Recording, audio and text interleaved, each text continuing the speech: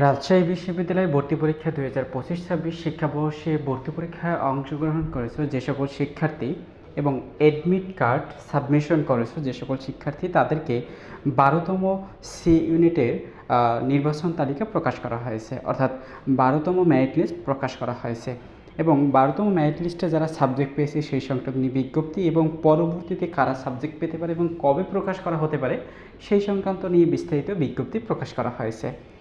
Basically শিক্ষার্থী বন্ধুরা, এখানে যদি তোমরা বিজ্ঞপ্তিতে প্রবেশ করো বা দেখো, এখানে বলা হয়েছে যে নির্বাচিত ভর্তিচ্ছুদের আগামী 18 তারিখ সকাল 11টা থেকে 1টার মধ্যে বর্ণিত পদ্ধতিতে ভর্তি পরীক্ষা সম্পন্ন করতে বলা হয়েছে, যা জীববিজ্ঞান অনুষদ দপ্তর জগদীশ চন্দ্র একাডেমিক ভবনে উপস্থিত হতে হবে।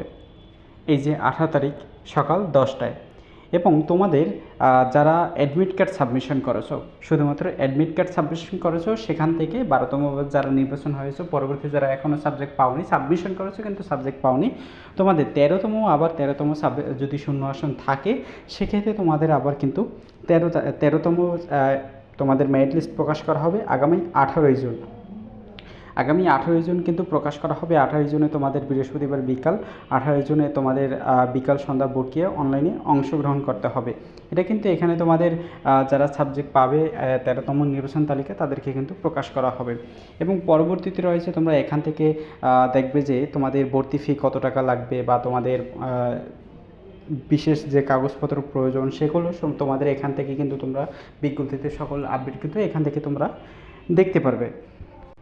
এখানে তোমাদের আগামীকালকে 12তম নির্বাচন তালিকায় যারা সাবজেক্ট পেয়েছো তাদেরকে 18 তারিখে আগামীকালকে ভর্তি কার্যক্রম সম্পূর্ণ করতে হবে এবং 18 তারিখে আবার তোমাদের 13তম মেরিট লিস্ট প্রকাশ করা হবে এবং 18 তারিখে তোমাদের 13তম লিস্ট প্রকাশ করা হবে এবং 18 তারিখেই আবার তোমাদের 13 মেরিট লিস্টে যারা সাবজেক্ট পাবে তাদেরকে কিন্তু ভর্তি কার্যক্রম অনুষ্ঠিত হবে। এখন তোমাদের যদি আসন যদি না থাকে, যে সকল শিক্ষার্থী যদি ভর্তি হয়ে যায়, যাদেরকে সাবজেক্ট প্রোভাইড করা হয়েছে শূন্য আসন ভিত্তিক, এখন যদি সকল শিক্ষার্থীরা ভর্তি হয়ে যায় সেক্ষেত্রে কিন্তু তোমাদের মেরিট লিস্ট নাও দিতে পারে।